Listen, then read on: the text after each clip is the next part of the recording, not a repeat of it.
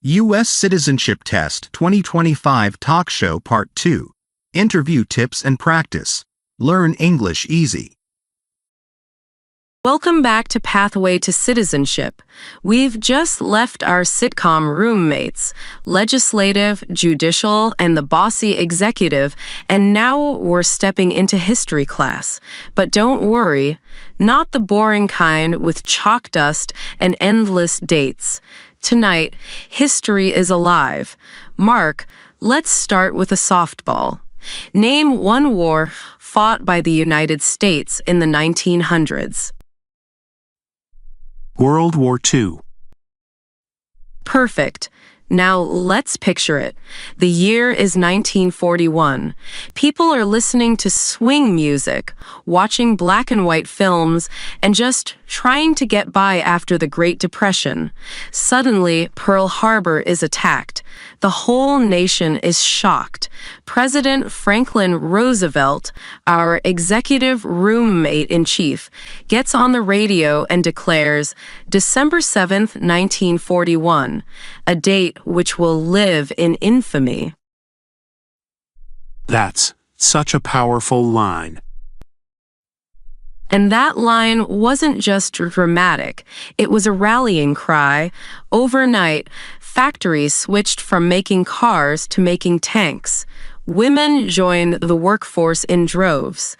Think Rosie the Riveter flexing her bicep. Soldiers headed overseas. And America fought the Axis powers, Japan, Germany, and Italy. The axis of three, I like that. Makes it easy to remember. Exactly. And the U.S. didn't just fight, they helped win the war. That's why World War II shows up on the test. It wasn't just another battle. It defined America's role as a global leader. But let's rewind. Who was president during World War I? Woodrow Wilson. Correct. He led the country into World War I in 1917, declaring America was fighting to make the world safe for democracy. He also pushed for the League of Nations, an early version of today's United Nations. So even back then, America was trying to lead. Yes, but not without controversy. Many Americans didn't want to get involved at all. That's another lesson. The test isn't just about names, it's about debates that shaped the nation. Now, let's jump forward again. Who was president during the Great Depression and World War II? Franklin Roosevelt. Spot on. FDR. He's famous for his New Deal programs, which gave people jobs building bridges, parks, and even art. And here's the fun fact.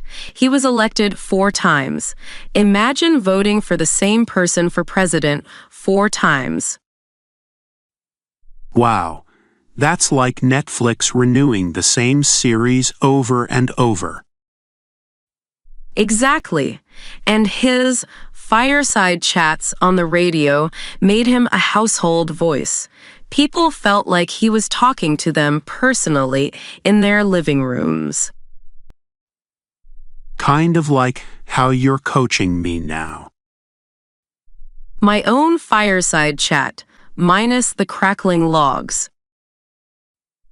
Okay, let's go further back. The Civil War. Name one problem that led to the Civil War. Slavery. Correct. And when Abraham Lincoln issued the Emancipation Proclamation, what did it do? It freed the slaves in Confederate states. Yes. Picture Lincoln, tall hat, signing that paper while cannons thundered in the distance. It didn't instantly end slavery everywhere, but it changed the meaning of the war. It became about freedom and unity. That's why Lincoln is remembered as more than just a president. He was a moral compass. He also preserved the Union, keeping the states together when they were ripping apart. That makes "freed the slaves" more powerful than just a test answer. Exactly. Every answer has a heartbeat. Now, the Cold War.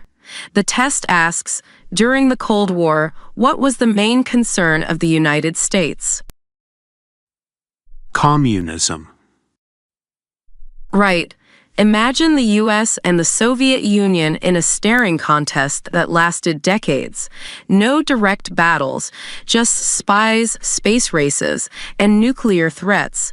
It was called Cold because it was about tension, not open war. Think James Bond, but with real consequences. That actually makes it easier to remember. Good. And here's the lesson. The test isn't just about facts. It's about understanding why those facts mattered. Wars tested America's values: democracy, freedom, unity. When we return, we'll put down the weapons and pick up the fireworks.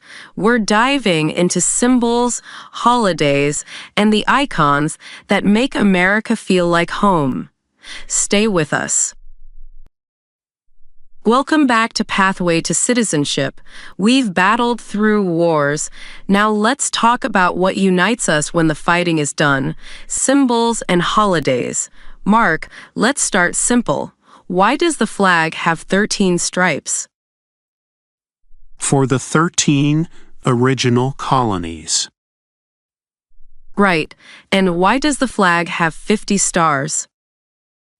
For the 50 states. Perfect. Here's how I think of it. The flag is like a giant family photo. The 13 stripes, that's the original siblings, the first colonies. The 50 stars, that's the family today. Every time a new state joined, we added another star. That makes it feel alive, like the family kept growing. Exactly.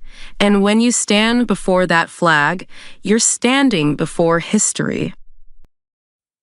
Now, holidays. When do we celebrate Independence Day? July 4th. Yes, and not just fireworks. Imagine 1776, colonists declaring independence from Britain, risking their lives, signing a piece of paper that said, "We're free." So every hot dog and sparkler today is rooted in that courage. I'll never see July 4th as just a barbecue again. Good. Now, another test question. Name 2 national U.S. holidays. Christmas and New Year's Day. Correct. And don't forget others. Memorial Day, when we honor fallen soldiers. Veterans Day, when we honor all who served. Thanksgiving, when we pause for gratitude. Each holiday is like a bookmark in America's story. I didn't realize each had such a purpose. That's why they're on the test. They're not random.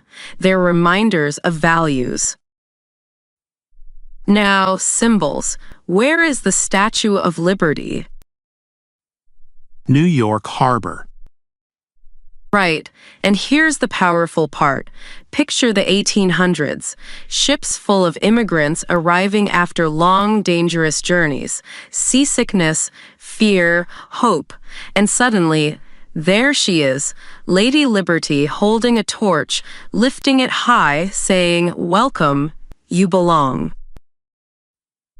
Wow, that's emotional. Exactly.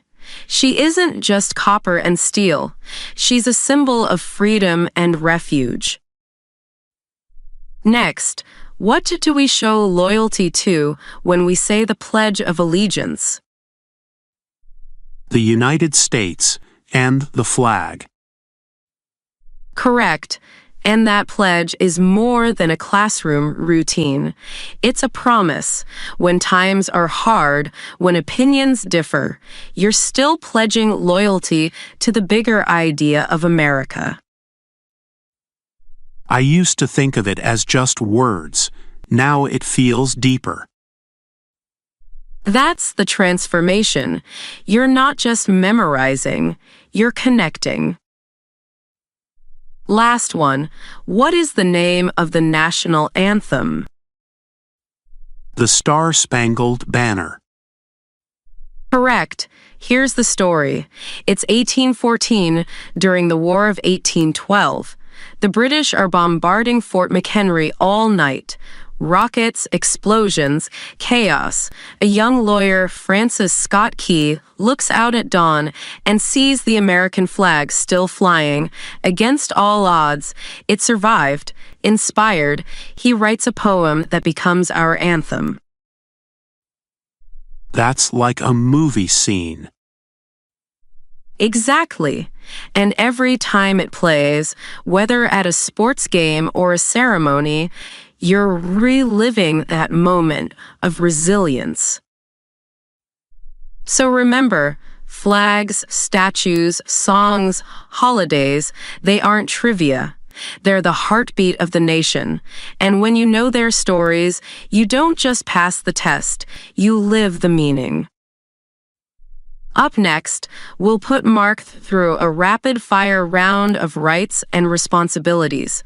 Spoiler alert, he's going to nail it. Stay tuned.